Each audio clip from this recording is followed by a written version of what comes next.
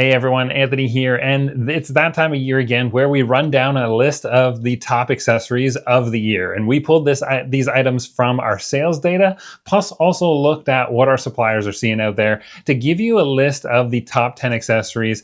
But when I looked at this list, I was like, oh good, I own like 95% of this list, and the other 5% of these items are just actually sitting on my wish list on henrys.com.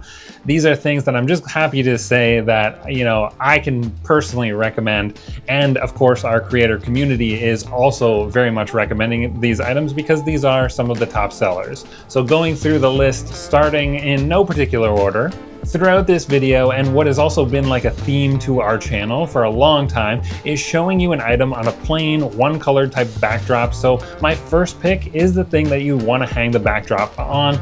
That is the Cameron backdrop support system. Comes in clutch, and I mentioned in one of our last videos, I said I was moving. This is a brand new set to me, but what was the first thing that I got set up in this new space? The Cameron backdrop support system. We don't need to spend too much time on this one, but getting this set up makes for great thumbnails if you pair it with like a colored backdrop, and this just allows you to keep the viewer's attention on the one thing being shown against a neutral or a backdrop that really pops. And maybe that's a person, maybe that's a product. It's easy to set up. It's something that's just out of frame in nearly every video that we shoot here on the Henry's YouTube channel, and our creator community absolutely loves this product as well.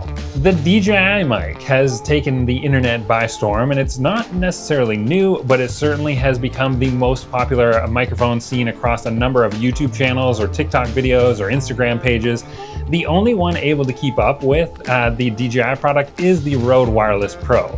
But the big feature that both of these mics have is the 32-bit float internal recording. Basically, 32-bit float is a lot like a RAW file for photography, meaning that you can push and pull the volume up or down to a very high degree.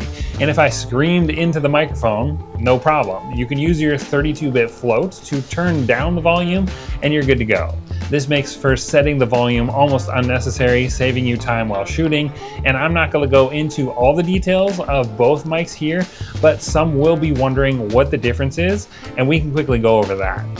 So there's an extra windscreen on the Rode, but the DJI mic does come with two windscreens as well.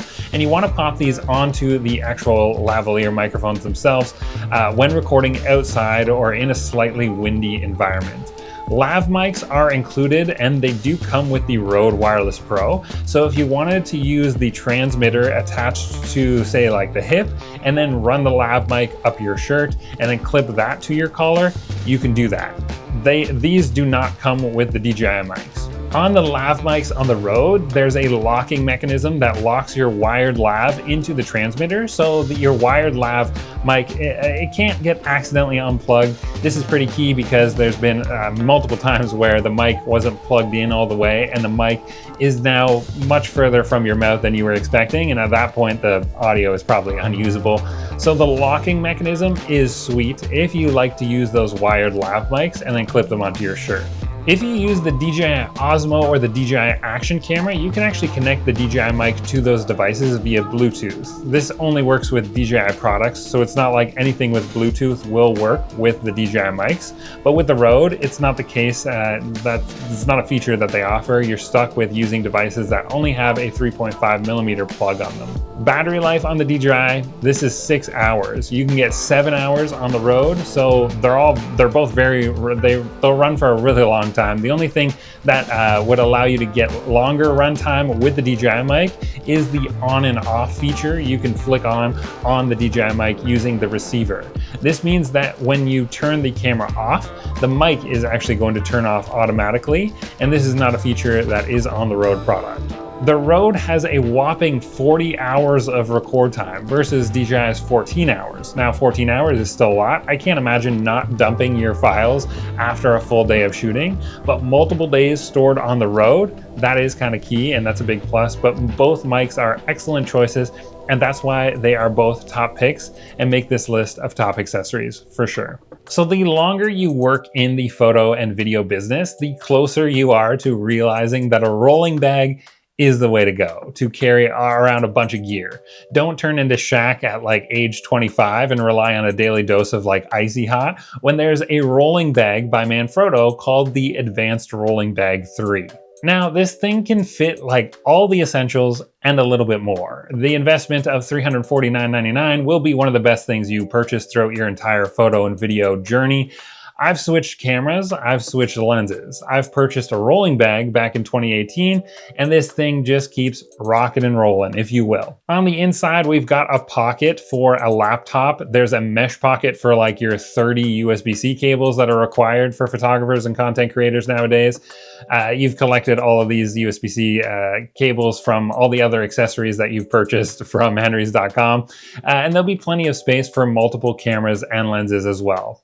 This is standard stuff here, but not all rolling bags can fit 2 DSLRs and multiple lenses and still have space for like flashes and triggers. The key takeaway here is save your back, think of Shaq. I guess if Shaq was like a photographer, he'd probably need like a rolling bag the size of a minivan, so that way it would look like a normal rolling bag for him.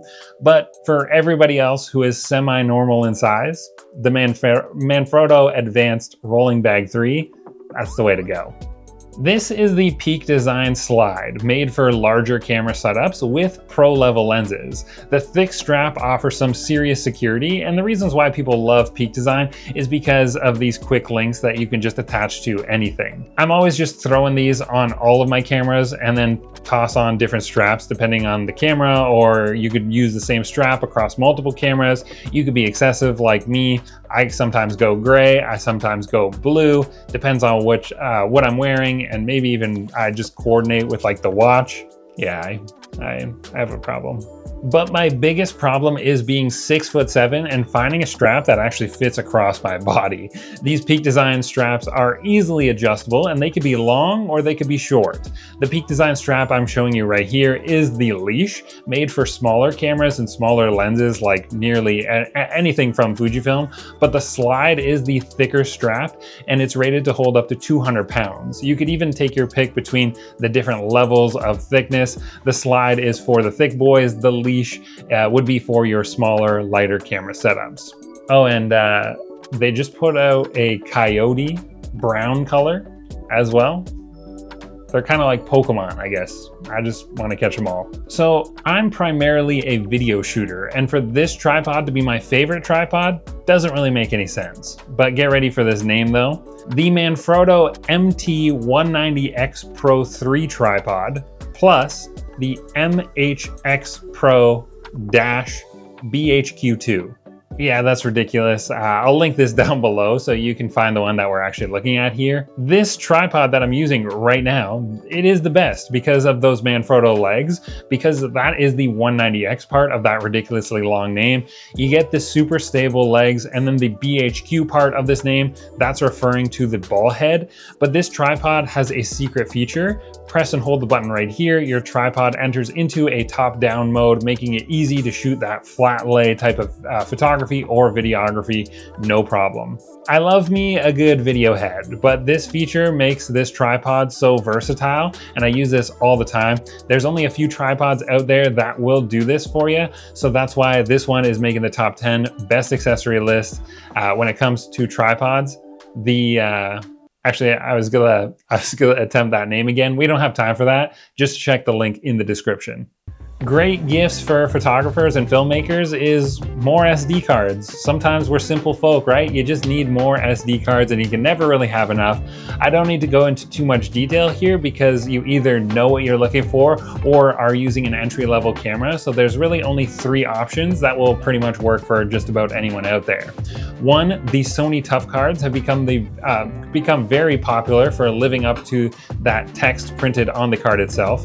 These are tough and reliable, so that's why this is a go-to. Lexar and SanDisk are also household names, and they're affordable and have been around for a very long time, so people know and trust these brands as well. But here's what you need to know. The 128 gig card is the standard size now, and that is what most people are going for.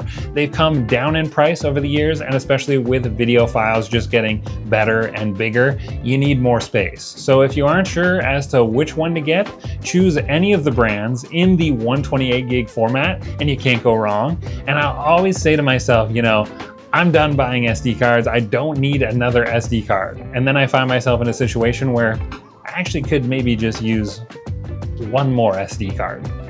The Cameron cleaning kit was a hit on our Instagram page, but it could have also been because I told people to stop cleaning their lenses with a sock and get this instead. This is the Cameron cleaning kit, and I like this kit because it comes with a nice little hard case, and there's some space for things in that kit that the kit doesn't actually include, like for example, a lens pen. If you're looking at your friend's camera gear and thinking like, wait, am I up to date on all my vaccinations? Then be a good friend and put this $20 cleaning kit under their tree for them. Remember, that's $20 Canadian because we call the land of maple syrup home. So I guess save a polar bear and ride a snowmobile to the nearest Henry's and grab one of these right now because it's cheap. You're gonna need a cleaning cloth eventually, and all the other little things that come in the kit are all very essential. You're gonna need them eventually. Then when you've used up nearly everything in that kit, you have a nice little hard case to fill back up with some of the other cleaning tools that you found the most essential. This one's a no-brainer because a ton of cameras are no longer coming with chargers. Love the environment and everything like that, but it is annoying charging one of those camera batteries via the USB-C port in your camera at a time. So get yourself a SMALLRIG 2 battery charger, and then you have 2 places to charge up 2 batteries, and then go ahead and plug your camera in via that USB-C port. How is that for efficiency? The SMALLRIG battery charger comes in a variety of different versions. So if you shoot Canon, Sony, Fujifilm, or Nikon, it's all love with SMALLRIG. The link's down below in the description. Thank me later. If you want to go from taking pictures to making pictures, then you have to start thinking about light. And natural light will only take you so far. It only cooperates during like a small window of time. And even some days like today, the small window of time, it still doesn't look that great. But with flash, you can make anything happen at any time. Check out this photo right here. So you can see the sun is hidden behind the clouds behind my subject, and she's well lit. How did that happen? Well, it literally couldn't have happened if I just relied on natural light. So moving up to flash photography is the way to go. And if you're gonna do that, start with one light, maybe a speed light, and then get yourself this new GODOX X3 touchscreen TTL wireless flash trigger. This sits on top of your camera and communicates with your flashes, but the best part about this new trigger is it's small and sleek. This is my X Pro flash trigger. This one is fine, but it's bulky, and I always wish it was just a little bit smaller, especially when wearing a baseball hat, which I do nearly almost like all the time. This is the older trigger, and it just gets in the way. It's so bulky and big. It's like I gotta adjust this, take the shot. Oh, it's so annoying. I have been praying, like, dearest photo gods, someone please make a smaller flash trigger